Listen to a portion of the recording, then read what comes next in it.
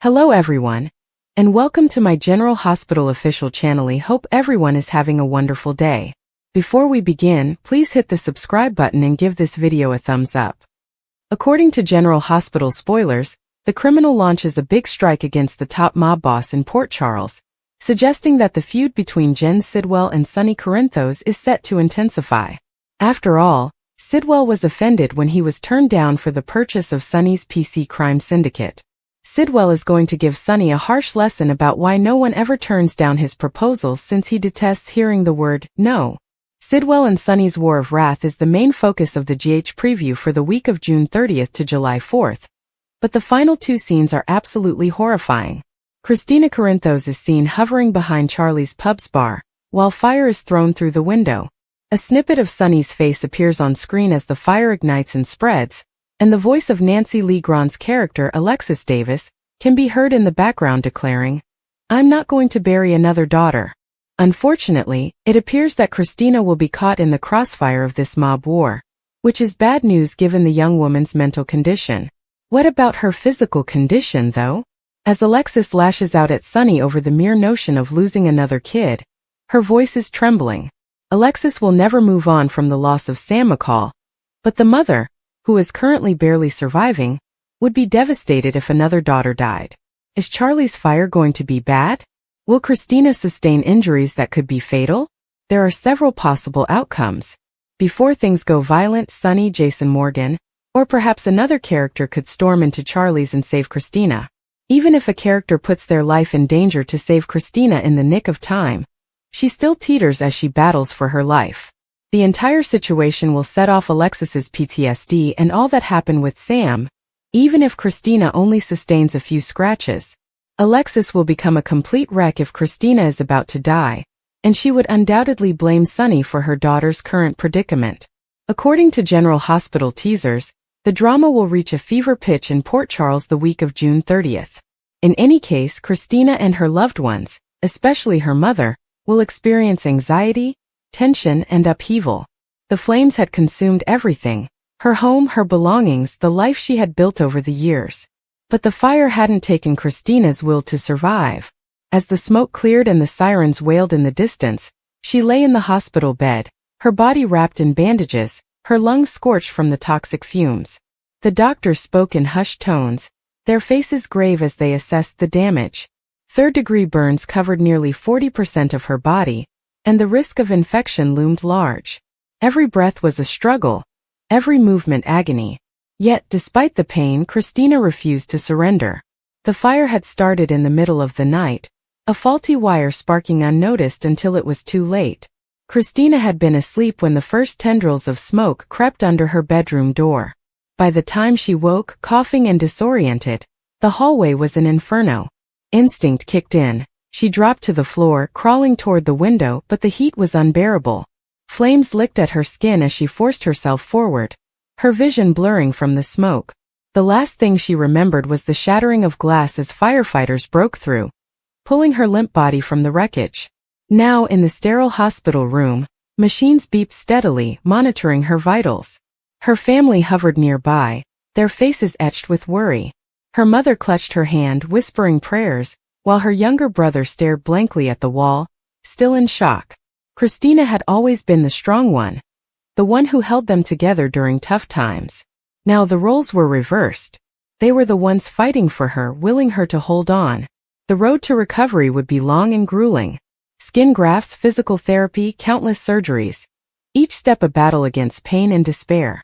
The doctors warned of complications, infections that could turn deadly, the possibility of permanent scarring, the psychological toll of such a traumatic event.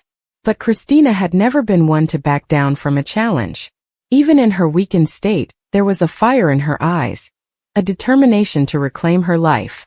The first few days were the hardest. Every movement sent waves of pain through her body. Breathing required conscious effort, her lungs still raw from the smoke inhalation. The nurses rotated her regularly to prevent bed sores, each adjustment a fresh agony. Yet, through gritted teeth, Kristina endured. She focused on small victories: the first time she managed to sip water without choking, the day she could wiggle her fingers without screaming in pain. Each tiny step forward was a triumph. Her family became her anchor. Her mother spent hours reading to her, distracting her from the pain. Her brother usually reserved crack jokes to make her smile, even when it hurt. Friends visited, bringing photos and stories from the outside world, reminding her that life still existed beyond the hospital walls. Their love was a lifeline, pulling her back from the edge when despair threatened to swallow her whole. But the nights were the worst. In the silence of the hospital room, with only the hum of machines for company, the memories of the fire returned. The smell of burning wood, the searing heat, the terror of being trapped, it all played in an endless loop in her mind. Sleep brought no relief, only nightmares where she was back in the flames, screaming for help that never came. The psychological scars ran deep, and the hospital's therapists worked with her daily, helping her process the trauma. As the weeks passed, Kristina's body slowly began to heal. The bandages came off in sections, revealing pink, tender skin beneath.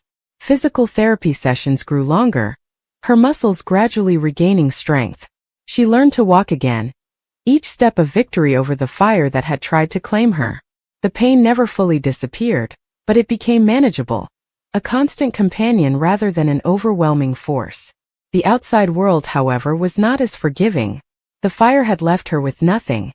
No home, no clothes, no keepsakes.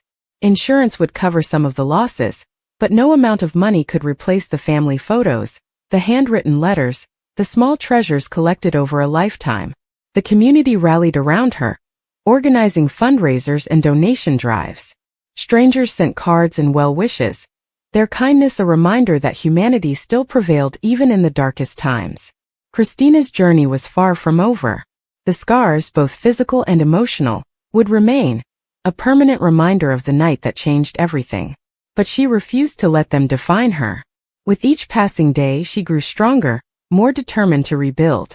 The fire had taken so much, but it hadn't taken her spirit. And so Kristina fought not just for survival but for a future. A future where she could look back on this ordeal not as an ending, but as a beginning. A future where the flames that had tried to destroy her instead forged her into something stronger. Because if there was one thing Kristina had learned through all of this, it was that she was a fighter. And fighters don't give up.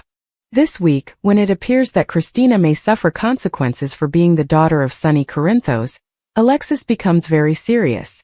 It wasn't Sonny's fault when Kristina, who was 9 months pregnant, flew into the pool from a Metro court window a year ago. This year, after the christening, Kristina is by herself at Charlie's when a firebomb is thrown through the window. Carlo Roda's character Sidwell appears to rewatch the incident from the Windmere parapet, exactly as he did when Michael was trapped inside Sonny's burning apartment. After rushing to the site, Sonny and Jason understand that their intentions to escape the mob may be thwarted because the person who did this to Michael is back at it 6 months later. Regarding Alexis, she puts it on the line with Sonny and warns him that criminals target the loved ones of their rivals before pursuing one another. Because of its connection to Sonny, she never wanted Kristina to possess Charlie's, but bar or no bar, Alexis is powerless to deny that Sonny is Kristina's father. Since the day of her birth, Kristina has practically been in danger. After losing Sam last year, Alexis swears she won't lose another daughter. But how can she safeguard Kristina? In addition, given what else she is trying to shield her troublesome child, is Alexis growing a little worn out? Fans of General Hospital are perplexed and want to know what happened to Drew Kane, the decent guy. It appeared that he had changed after being freed from prison in 2023. He appears to be a completely different person in the middle of 2025 and hardly resembles the person he was before, but why? Fans have conjectured that Shiloh, also known as David Henry Archer, the charming and sadistic cult leader who held Willow under his control and fathered her first child, the late Jonah, is actually Drew. In the past, when Shiloh was a mercenary and Drew was a Navy SEAL in Afghanistan, they were acquainted. Even though Sam is accused of using a flare pistol to kill Shiloh in 2019, we only heard that the body had been identified and never saw it after it fell from the haunted star. There are several aspects of the present Drew that lead us to believe that he is indeed Drew and not Shiloh, even though Shiloh may very well still be alive and may have abducted the real Drew and switched places with him. Shiloh had no affection for the Quartermaines and would never become fixated on their last name. Furthermore, he wouldn't give a damn about Monica's opinion of him. Drew's pain was evident when he found out that Monica had forbidden him access to the Quartermain grounds. We knew the look was genuine because no one else was around to witness it. Since Shiloh would never be interested in being a Q, who is Drew if he is not the Drew we knew in the past? Well, he might be the genuine Drew Kane, but that's a possibility. When Franco possessed Drew's memories, we got a glimpse of the real Drew. He was a bit shady in Franco's rendition, but not quite as shady as he is now. Could Drew have become a more intense version of himself after the pounding in the shower? Maybe during those moments Drew lost his mind, wondering why in the world he had thrown himself on his sword for Carly only to get beaten in a jail shower. We do think Drew is Drew regardless of what changed, but we also think someone should try to murder him right away. What do we have to wait for? Assuming Drew is Drew, let's begin a murder or attempted murder investigation. Give us the who shot Drew narrative we've been waiting for, GH, and act like a real soap opera. *** General Hospital spoilers. A deep dive into the upcoming gang war and its explosive consequences. ***. The world of General Hospital is no stranger to high-stakes drama, but the latest spoilers hint at an all-out war brewing in Port Charles. One that will pit dangerous factions against each other in a battle for power, revenge, and survival. The recently released sneak peek video ominously declares, "When gangsters go to war." A chilling warning that chaos is about to erupt. This storyline promises to be one of the most explosive in recent memory, with long-standing rivalries reaching a boiling point and loyalties being tested like never before. At the center of this impending conflict is the escalating tension between Sonny Corinthos and Cyrus Renaud. These two powerhouses have been locked in a bitter struggle for control of the city's underworld, and their feud shows no signs of cooling down.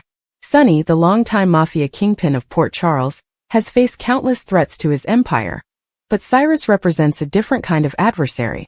One who is ruthless, unpredictable, and willing to destroy everything in his path to dominance. The sneak peek suggests that their Cold War is about to turn hot, with violent confrontations that will leave lives hanging in the balance. But Sonny and Cyrus aren't the only players in this deadly game. Jason Morgan, Sonny's loyal enforcer, will undoubtedly be drawn deeper into the conflict, forced to make impossible choices to protect those he cares about. Jason's unwavering allegiance to Sonny has always been a defining trait, but as the stakes grow higher, even he may find himself questioning the cost of this war. Meanwhile, Carly Corinthos, ever the fierce protector of her family, will be caught in the crossfire, forced to navigate the dangerous landscape while trying to shield her loved ones from the fallout. The sneak peek also hints at collateral damage, with innocent lives at risk as the gang war spills into the streets of Port Charles. The hospital itself, the heart of the show, may become a battleground, with doctors and nurses scrambling to save victims caught in the violence. Characters like Elizabeth Weber, Hamilton Finn, and Terry Randolph could find themselves on the front lines, dealing with the aftermath of shootings, explosions, and other brutal acts of vengeance. The emotional toll of this crisis will be immense, as medical professionals struggle to save lives while grappling with their own fears and traumas. Another layer to this explosive storyline is the potential involvement of the police. Dante Falconeri, now back in the Port Charles PD, may be forced to confront the dark underbelly of the city he swore to protect. His complicated history with Sonny, his father, adds a deeply personal dimension to the conflict. Will Dante be forced to choose between his duty and his family? And what about Anna Devane and Jordan Ashford? Both women have fought tirelessly to bring down organized crime in Port Charles, but this gang war could push them to their limits, forcing them to make difficult alliances or take drastic measures to restore order. Then there's the wild card, Austin Gatlin Holt. His connections to both the medical world and the criminal underworld make him a potential key player in the coming storm. Is he a friend or a foe? His mysterious past and unclear loyalties could make him either a valuable ally or a dangerous enemy, depending on which side he chooses. The same goes for Valentine Cassadine, whose manipulative tendencies and thirst for power could lead him to exploit the chaos for his own gain. Families will be torn apart as the gang war escalates. The Corinthos clan, Sonny, Carly, Michael, Willow, and Jocelyn, will face unimaginable threats, with their bonds tested like never before. Michael, who has tried to distance himself from his father's criminal dealings, may be dragged back into the fray, especially if his wife or child becomes a target. According to General Hospital spoilers, A conflict between Sonny Corinthos and Jen Sidwell is expected to intensify during the week of June 30th to July 4th. Regretfully, it appears that Natalia Ramirez is extremely inebriated, and her possible death might make the already dire circumstances even worse. It appears that Sidwell will be responsible for the initial attack when Charlie's pub burns down, while Sonny's daughter, Kristina Corinthos Davis, remains inside. However, it's difficult to say for sure at this time whether Sidwell is responsible. Will Kristina be fighting for her life, or will she only have minor injuries? Her destiny is up in the air, but Natalia is another character who might end up dead. Natalia is shown on a couch in the GH teaser for the week of June 30th to July 4th, very intoxicated. She sags throughout a clip, her eyes rolling to the back of her head, and she faints. Will the situation worsen? In order to mislead viewers, the daytime soap is notorious for assembling these promotional bits out of context. It's difficult to anticipate if Natalia will die because the GH Weekly Preview frequently reveals a plot point that doesn't materialize on screen, but it's always entertaining to speculate. Marco Rios has been worried that Sonny will go after Natalia and permanently get rid of her ever since he learned that his mother was planning to leave town and not cooperate with ADA Justine Turner for a settlement on her DUI arrest. Natalia informed Sonny of facts that could throw him in jail. Marco's father taught him that criminal bosses don't often let people live with dirt on them. Natalia seemed to be planning a new life with Sonny, but the bad news is that she believed he was accompanying her. Natalia resorted to drink after realizing he wasn't, which has been a recent trend for her. Despite being informed that she would immediately depart for her new life, she managed to elude Sonny's security guard in front of her hotel room and made an appearance at Daisy's christening on Friday, June 27th. Sonny will not tolerate this kind of conduct and will probably make sure Natalia is returned to her hotel room as soon as possible. However, Sonny might have to postpone any vacation arrangements because she is intoxicated. He will have one of his goons pull her away from his granddaughter's auspicious occasion.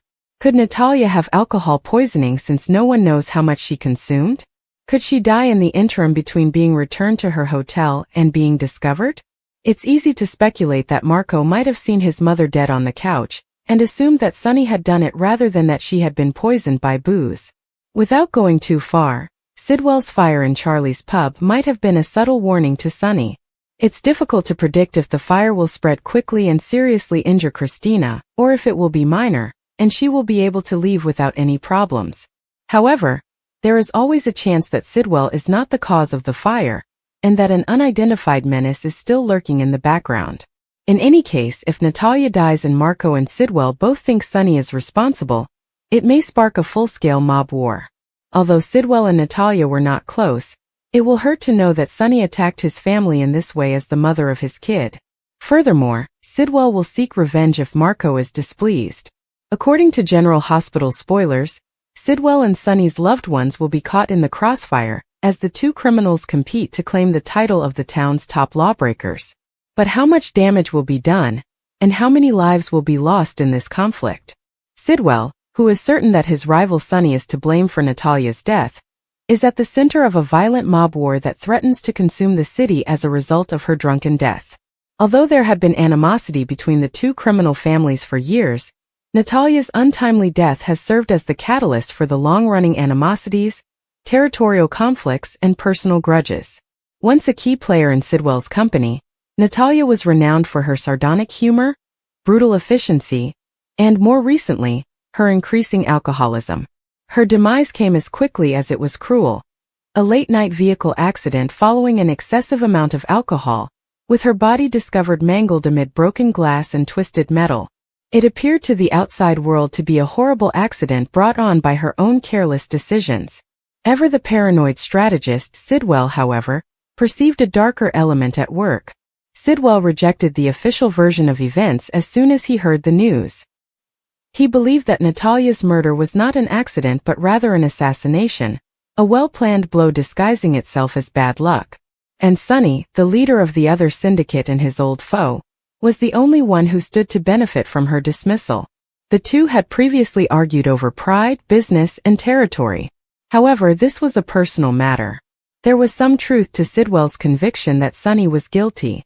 One of his most dependable lieutenants, Natalia had access to confidential information that, in the wrong hands, could have destroyed Sidwell's operations. Additionally, she had been working on a contract that would have drastically reduced Sunny's earnings. It was too handy to overlook her unexpected death, which occurred just a few days before the sale was scheduled to close. Sidwell started organizing his forces because he was furious and hungry for retribution. His warriors didn't need much encouragement because they were already tense from years of fighting with Sunny's guys. Once a well-balanced system of authority, the streets now teetered on the brink of full-scale conflict. Nearly instantly, there were small-scale reprisals, including a drive-by shooting that targeted one of Sidwell's warehouses and a firebombing of a nightclub connected to Sunny. With every act of violence, the cycle of retaliation intensified and accelerated. For his part, Sunny denied having anything to do with Natalia's passing. He was aware of the dangers of open battle, including the possibility of his own empire collapsing under the strain, financial losses, and law enforcement investigation. But there was little he could do about Sidwell's charges. To display weakness at this time would be to invite further assaults. Knowing that there would be no turning back once the first gunshot was fired in earnest, Sunny reluctantly started assembling his own soldiers. The depths of the city held its breath. Caught amid the crossfire, neutral factions rushed to take sides or escape completely. The authorities anticipated the imminent carnage because they had long been aware of the tensions between the two mafia lords. There were rumors of mercenary hires, arms sales, and preparations for a full-scale attack. Anticipation permeated the air, the quiet before the storm. The storm then arrived. 6 people were killed in a midnight raid on one of Sidwell's gambling dens, and the assailants fled into the darkness before help could reach the scene. Sidwell, having run out of patience, authorized a counterattack on Sunny's most lucrative smuggling business. The ensuing gunfight spread into the streets, resulting in civilian casualties and police attention. The conflict has really started. The stakes increased along with the number of bodies. Sidwell and Sunny were both aware that only one of them would survive this battle. Who will live through the consequences was the new question, not who killed Natalia. Once a meticulously managed chessboard of illegal activities, the city had devolved into a battleground. Other players observed curiously in the shadows, where most people couldn't see them. Opportunistic upstarts, rival gangs, and even dishonest officials were all waiting to see who would win and were prepared to raid the remnants of the loser's empire. Whether it was a murder or an accident, Natalia's death had set off a conflict that would change the underground. One thing became evident as the first shots were fired. There would only be survivors, not winners. Natalia had always been the kind of person who played it safe. She followed the rules, stuck to the script, and never dared to step too far outside the lines. But something had shifted in her recently, a quiet but undeniable rebellion brewing beneath the surface. Maybe it was the monotony of her daily routine, the predictability of her choices, or the growing sense that life was passing her by while she stayed neatly tucked within her comfort zone. Whatever the reason, Natalia had reached a breaking point. She was done with playing it safe. She was done with the parapet. The term "going off the parapet" wasn't one she had coined herself. It was a phrase she had picked up from an old mentor, a woman named Catherine Bell, who had once told her, "Life isn't lived from behind the parapet, Natalia. You have to climb over it, even if it scares you." At the time, Natalia had nodded politely, filed the advice away under inspirational but impractical, and gone back to her carefully curated existence. But now, years later, Catherine's words echoed in her mind with a newfound urgency. Catherine Bell had been the kind of woman who didn't just go off the parapet, she leaped. She was bold, unapologetic, and entirely herself in a way that fascinated and intimidated Natalia in equal measure. Catherine didn't just break the rules, she rewrote them. She wore bright colors when everyone else stuck to neutrals, spoke her mind even when it made people uncomfortable, and pursued her passions with a ferocity that left no room for doubt. To Natalia, Catherine had always seemed like a force of nature, someone who existed on a different plane entirely, untouched by the fears and hesitations that held everyone else back. And now Natalia wanted to be like that. Not just in small, manageable ways, but in the kind of way that would make people sit up and take notice.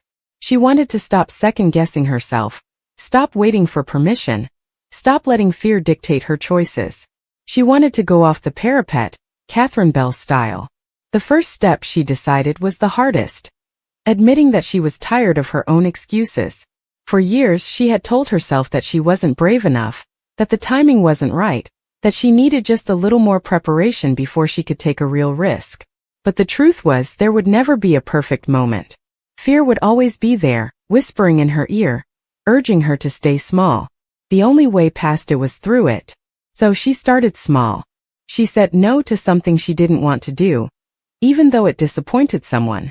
She wore an outfit that felt like her, even if it wasn't what others expected. She signed up for a class she had always been curious about, despite the voice in her head insisting she wouldn't be any good at it. Each time she did something that pushed against her usual boundaries, she felt a flicker of something unfamiliar but exhilarating confidence. It wasn't always easy. There were moments when she faltered, when the weight of old habits threatened to pull her back behind the parapet. But she reminded herself of Catherine's words, of the way Catherine had lived her life without apology. Natalia wasn't trying to become Catherine. She didn't need to mimic her style or adopt her mannerisms. What she needed was to channel that same fearlessness, that same refusal to be confined by other people's expectations. As the weeks passed, Natalia found herself taking bigger leaps. She applied for a job she wasn't entirely qualified for on paper but knew she could excel at. She ended a relationship that had long since run its course, even though it meant stepping into the unknown. She started speaking up in meetings, sharing ideas she would have previously kept to herself. With each step, she felt more like herself, not a bolder version, but the version she had always been underneath the layers of caution and self-doubt. There were people who didn't understand the change. Some questioned her, some criticized her, and a few even seemed threatened by her newfound assertiveness. But for every person who resisted her evolution, there was another who cheered her on, who saw the light in her and encouraged her to keep going. And Natalia realized something important. Going off the parapet wasn't just about rebellion or defiance. It was about authenticity. It was about refusing to live a life that didn't feel like her own. Catherine Bell had once told her, "The parapet is an illusion, Natalia. Safety is an illusion. The only real safety is in knowing who you are and owning it." At the time, Natalia hadn't fully grasped what that meant. But now, as she stood on the edge of her own self-imposed limitations, she understood. The parapet wasn't protecting her. It was holding her back. And the moment she stepped over it, she discovered that the fall she had feared wasn't a fall at all.